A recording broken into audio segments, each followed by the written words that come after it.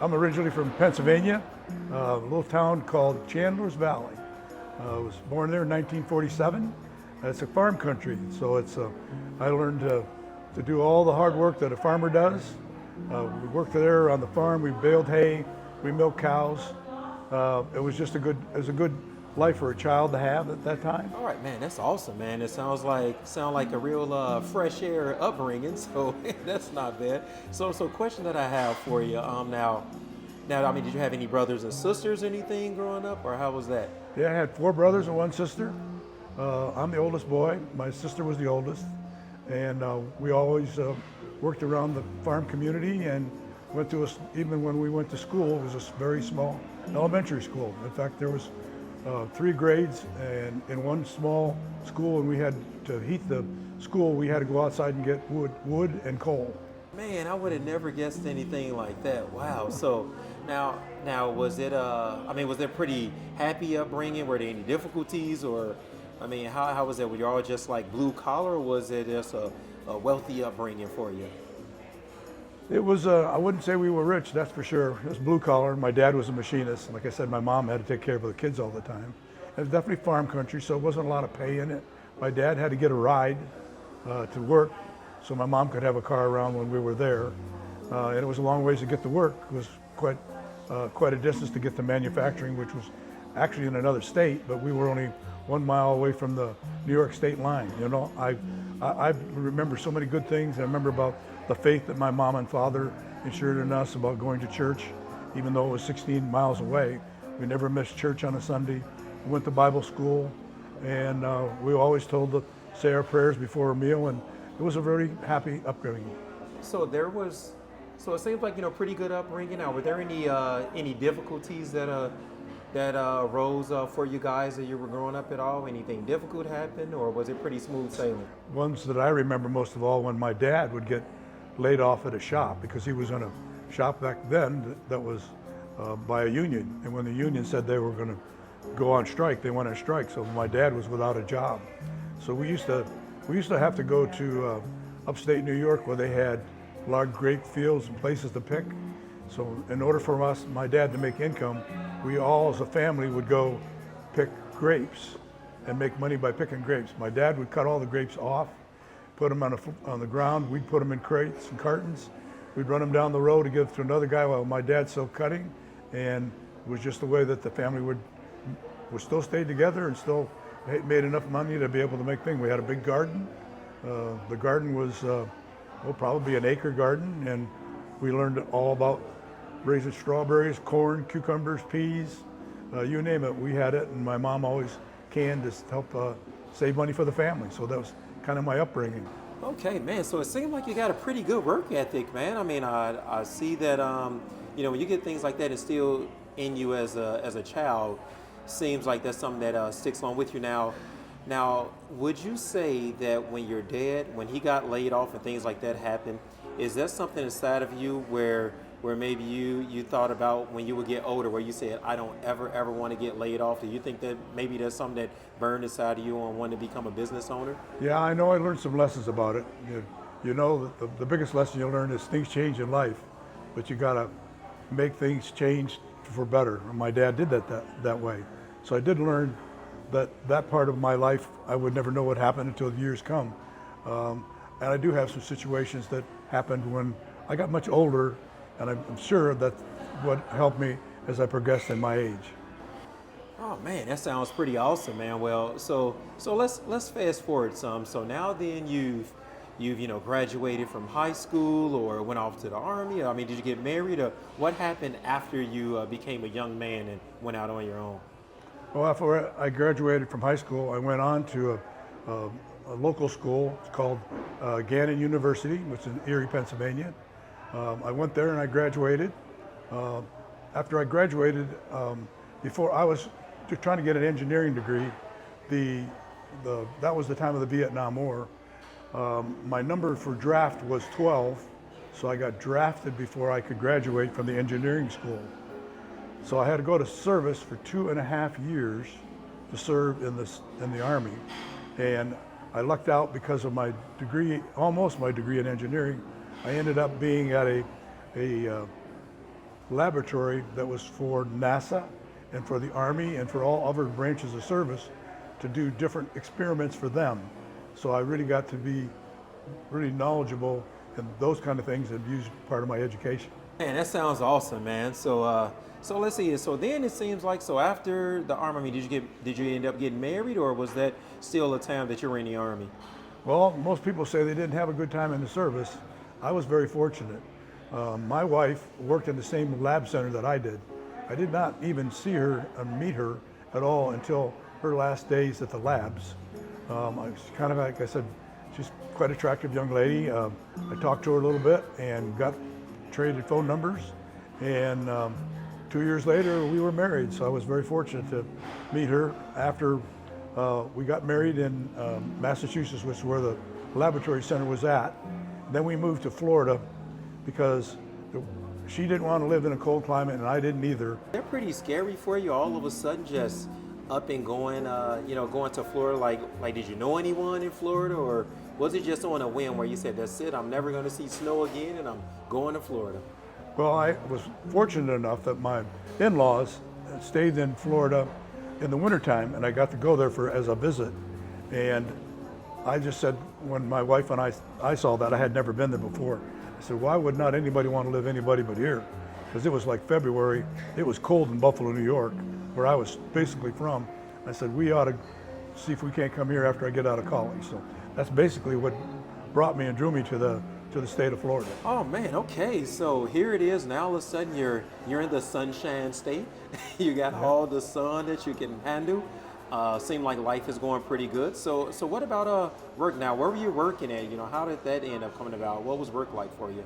Well, I was very fortunate. I went to a company that was not too far away from out of Fort Lauderdale, and it was called Owens Corning Fiberglass.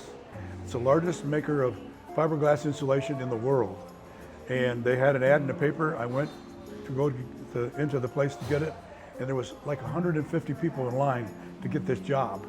So I said, man, what do I got to do to make something different? I got right in the line, I'd already filled out my application, gave it to the young lady that's there, and she says, you'll be a couple minutes. I went and talked to the guy, and what we talked about was my work ethic, what I did as a kid, what I did as college. He liked that that I had gone into service. He liked that I had a child. And I fit into the family system, so I guess to him I looked like I was going to be a candidate for the job. It got down to 3 guys at the end. They threw us to Tampa. We flew back. The other 2 guys were so confident that they got it. I wasn't as confident as they did, but unbeknownst to me, I get home and get a phone call and say, you've got the job. So now I was working for Owens Corning Fiberglass as an administrative assistant. I worked there for 18 years, moved 4 times. Every time was another move to a bigger position. Each time was for more money. By the time I was in my 18th year, I was a candidate to become the regional vice president of Owens Corning Fiberglass, and I was going to move to Atlanta. 2 days before Christmas in 1990, they sold the division I worked for. Oh man, well, we'll talk about some devastation. Wow, to have something like that happen all of a sudden. And obviously, as being a man where you got your family that's dependent on you, what transition, like what happened at that moment? What was the conversation like with your family? Obviously, it was a shock. 2 days before Christmas, I think we're having a meeting for them to announce that I was becoming the regional guy, the head guy going to Atlanta. And instead, they announced that they sold the division, and none of us in that office had a job. I didn't know how to even, see, I have a hard time talking about it even now. That's how much it touches my heart. I couldn't call my wife. I didn't know what to do. I didn't want to go right home because going from a car, a large salary, credit cards, all that kind of stuff that I had, and then thinking that we were going to move on. We had 3 boys and a girl, and we had already told them that we were moving into Atlanta. And now, not only are we not moving, not only does your dad not have a new position, but now Dad has no job. And I had to come back to my family to talk about that. And then it took us a while to decide what I was going to do, because I had been in that business such a long time, and I just wasn't going to go look for another company to work for. So I wanted to find something that I could do for myself and something else I could do as an entrepreneur for my family. Wow, that's something else just to hear, you know, just a few days right before, the holidays, and then you have to speak to your family on it. So, what did you finally decide to do? What was the outcome from that devastation that just happened to your family? Of course, we were shocked. The family was shocked.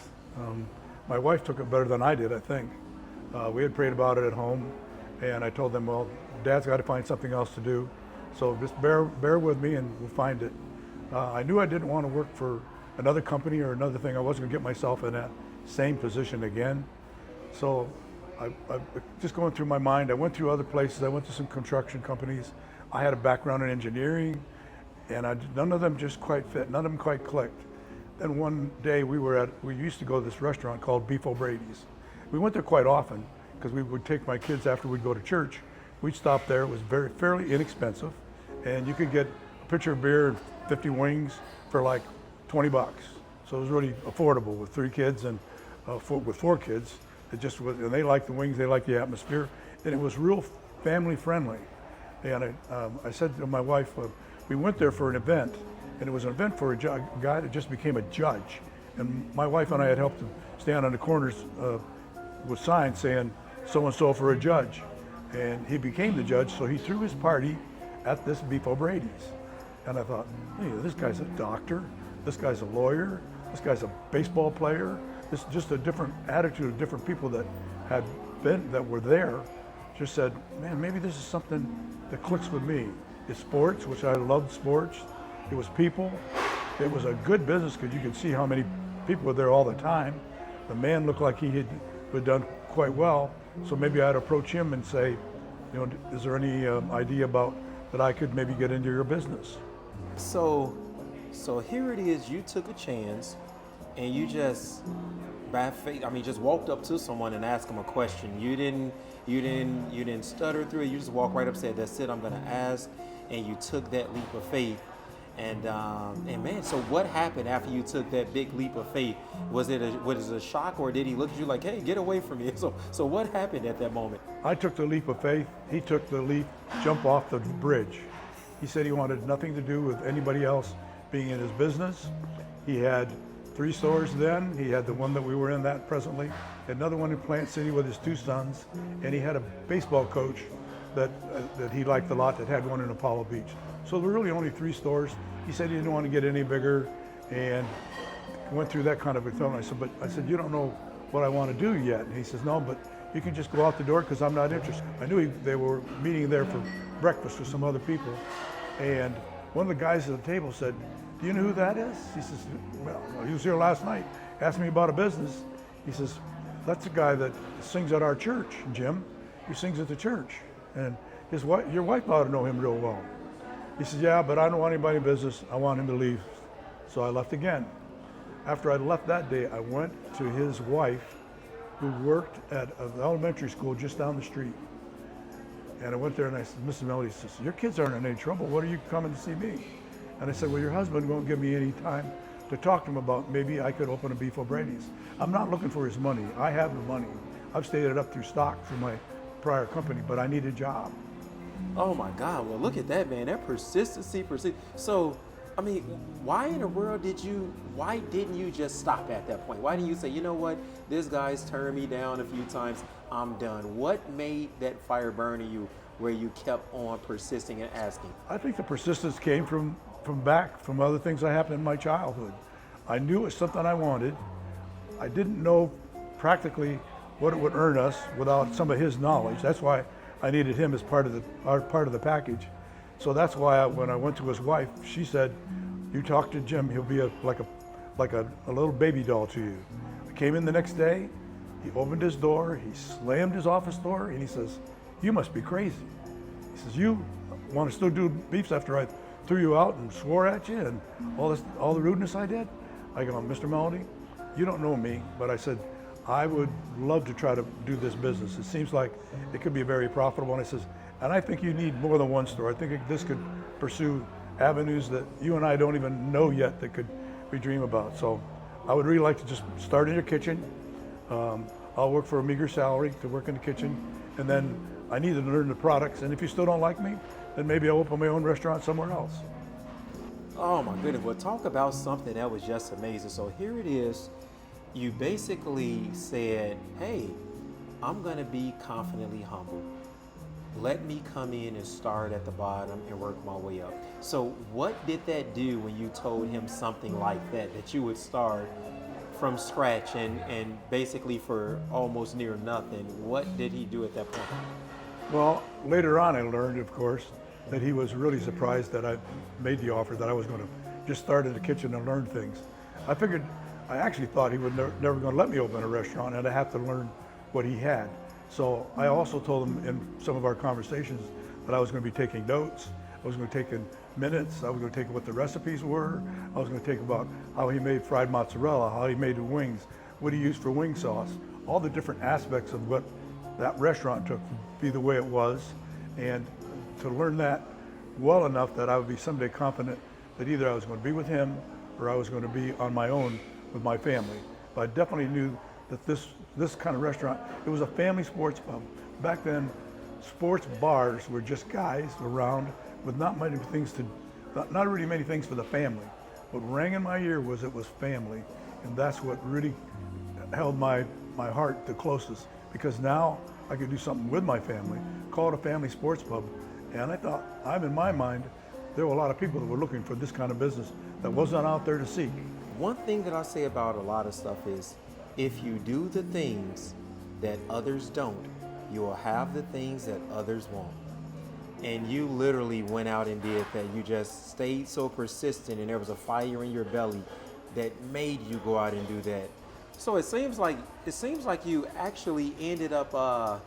I'm assuming it seems like he finally let you into that business, and you got to go. And so what was that like for you? What was that move like? Well, I worked in the kitchen for like 2 months, and then his weekend manager quit on him, left the job. And he said, would I help him manage on the outside, which is where I was trying to get in the first place. I said I would gladly do that, but I wasn't going to work for the wage that I was in the kitchen, because that's what I did. I was a manager of people for many, many years, for 18 years with my Owens Corning fiberglass job. So this Beef O'Brady job, I said, no, this is where I'm at. I said, this I think you'll show where I really work and where's my best position in this particular business. So I worked in the restaurant for the next couple of months. One day he came to me and he goes, my business has grown. My customers are talking more about my business. You've got all these different sports teas coming in. He says, so I think I'm ready to say yes. I think I want you to open your own Beef O'Brady's. The only condition I'll put on it is you can't open one in Hillsborough County. So I'm assuming that he said, don't do it in Hillsborough County, because I'm going to go ahead and say that's probably where his location was at. so that's pretty good. Well, I tell you what, so how did the family take that when you went back to tell them, hey, we're going to have our own location? What did the family say? Well, like I had said earlier, that was a place we went all the time, so they were excited. Be in a restaurant, have food. They didn't realize what it takes to get there, to build it and all the rest of it, and the money that's involved in it.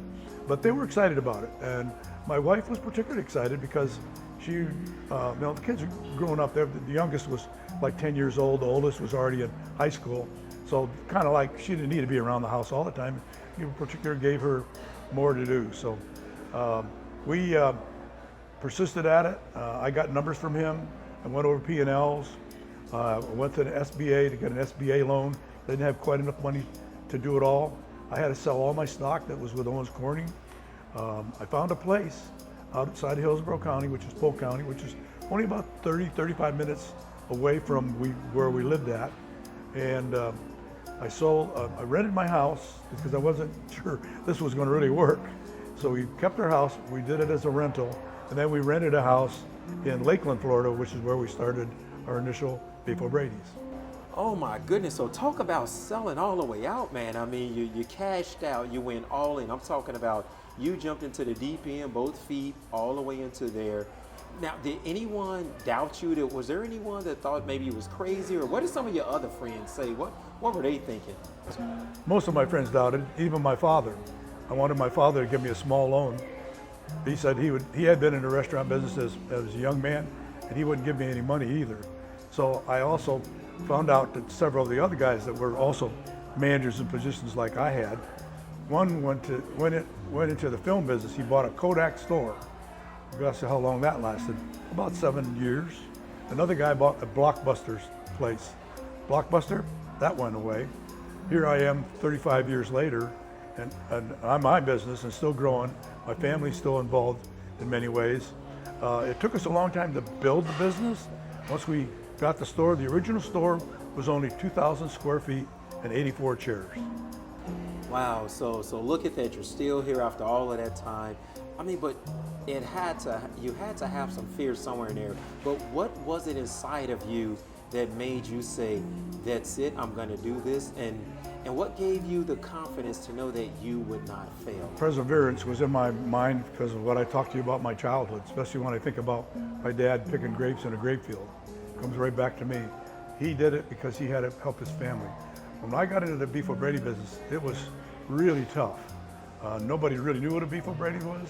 Most people didn't want to go to bars and stuff like that. So I had to step outside the building. What I did differently was I went to other companies. I went to insurance companies. I went to lawyers. I went to the dentist. I went to anybody on my street and walked around with 10 free wings because I knew that was a product that everybody loved, was our wings. I would leave them there and I'd get a card and I would wait maybe 3 or 4 days. I'd call that same people up and say, I hadn't seen you in a while. Did you like the wings that I left for you? And that would kind of stick with their mind. So if you do that, I only did it only had time to do it maybe 3 times a day, 3 customers a day. And each day it built a couple more. And once I get them in the door, I pretty much had them. I also had kind of a lucky thing that happened. Outback Steakhouse opened at the end of my plaza, which I had no idea that was happening. That's a gift from God, let me tell you. Because they were so busy, they was only like the 3rd store in Outback and everybody went to that steakhouse. So they were so crowded down there that they would be walking up and down my plaza. Well, I stood outside with a pitcher of beer and would give people a glass of my beer if they wanted to come in and just look at my menu and try it, and then they could go back and go have their steak. I did that many, many times, and then after they finally got in the store, they stayed. So a couple months later, I learned out that Outback Steakhouse was saying, if you take our little buzzers with you and you go into Beef O'Brady's, they don't work in Beef O'Brady's. So you got to stay down outside of their business. That really wasn't the truth, but it kind of gave me a buzz. So little things like that kept on helping me. I joined the chamber.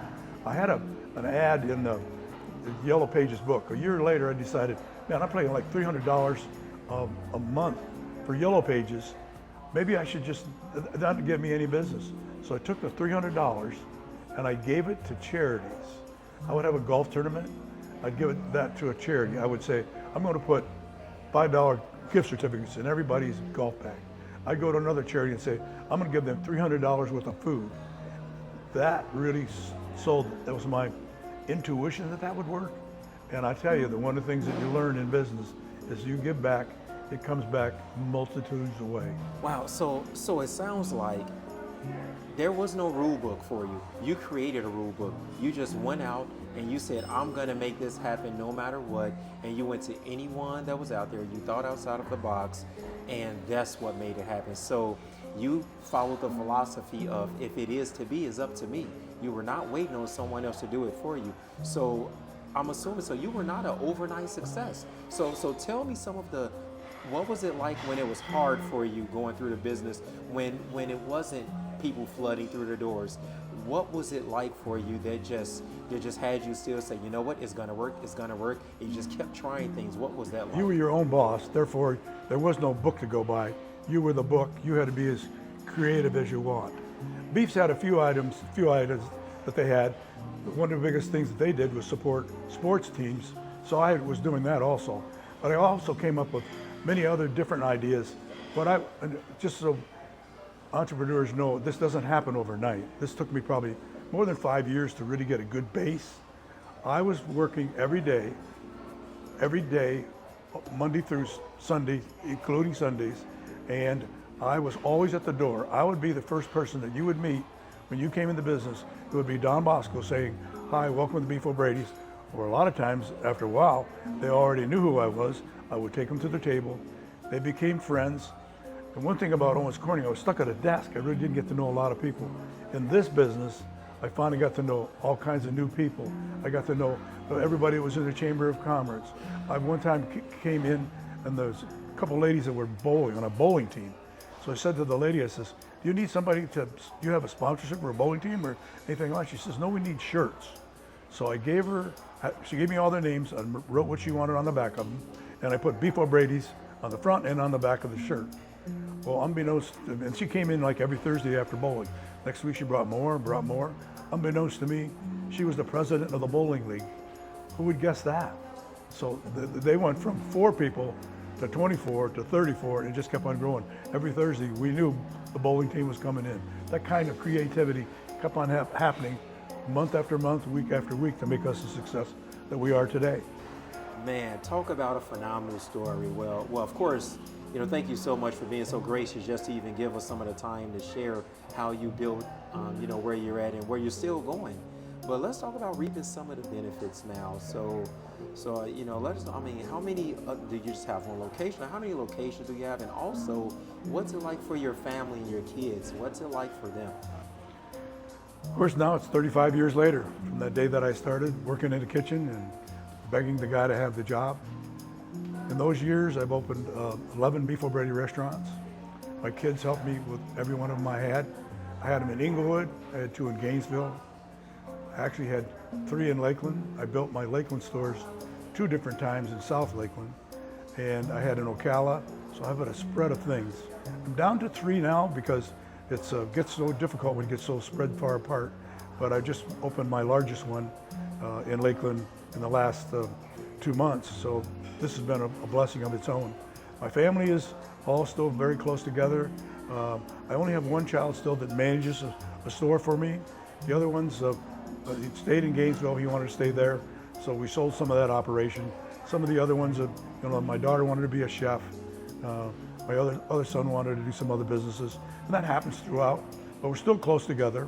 We still see each other a lot, and I think what they all expressed to me was, Dad, I'm so glad that you did that business, that you did something for the family on your own. You didn't do it for somebody else. And now I have a legacy with all that's still left for the family over the next, who knows, 50 years. Yeah. Can you maybe take a moment and show us around this beautiful new facility and show us some of the things you got up, and I'll just let you lead the way.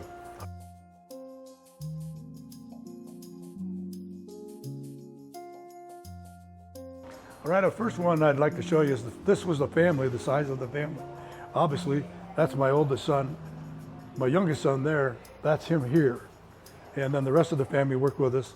I took that picture before we even opened our first store back in 1991. This was the size of our original menu, and this is all the pictures of all our first staff that we had.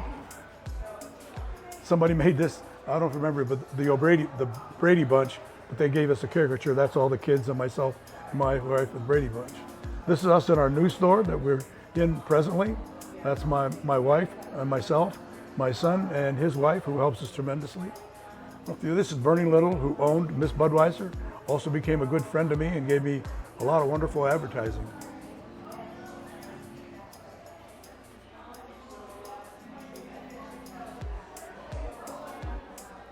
This is a photo of the Barnetts. They are owners of Publix. This is his wife, and this is Barney Barnett.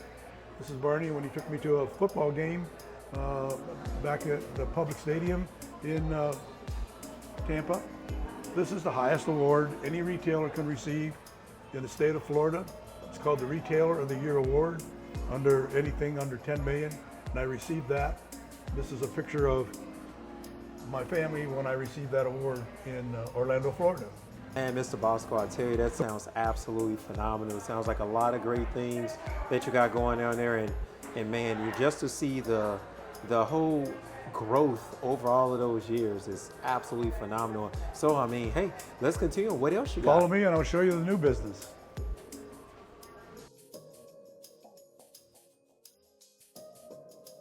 This is an epoxy bar, and it's specially made. Before most wood bars are wood, this is a metal epoxy. I helped put this on. It comes in different colors of paints, and we made it look like sand, so like you're on the ocean, which also carries into Lakeland, which we have swans and that make an effect. All right, so Mr. Bosko, what do we have back here that we're checking out now? This is a 28 draft beer system. As you can tell, it goes from all the way up there, all the way through and back up. The coolers are in the back of the building. It's run by a glycol system. It's run through those tubes, and this is best temperature beer you can get, and it's 28 taps. What tidbits do you have on the game room that's here? Well, this is something that's unique to Beef Brady's. Remember, I said we're a family sports pub. So this truly makes it a family sports pub. The kids come in here all the time, play all these games, these videos. We even have Pac-Man, and they love the balls and stuff like that they can just take out. And it just adds more to the family continuity that we're trying to accomplish. My daughter made that. So take pictures for selfies. Selfie wall. Well, these are the hurricanes that passed by Lakeland. 3 of them passed all at one time in 2004, and they came through Lakeland. Here's what happened to my store. This is a picture of on the front page of our paper. That's all the business that was destroyed. The reason I have my hands on my face because the gentleman that was interviewing me there said, "Well," he says, "How is this happening, Mr. Bosko? What are your employees going to do?" I said, "That really struck me the hardest. Oh, my employees, that's right. 45 people without a job, and of course all my family, so that struck us bad." This was part of the bar. I had it taken out just for nostalgia. As you see, it says the original bar, and we made it. We actually built this bar ourselves. So, just from you not giving up and being persistent, it truly is a blessing, not just to you, but to all of us around. You truly are a phenomenal man and a great pioneer. Thank you, sir. Thank you. Appreciate the interview. It was a great day. Like you folks just now had a great meal over here at Depot Brady. So tell me, did you come here often? Yeah, we live a couple blocks away. We come here quite often. Man, so how do you enjoy the food and the service here? Really good food, great service, Had a great time. always great. Awesome. Well, thank you Come guys. enjoy beef. Hey, well, thank you guys so much. Yes, sir.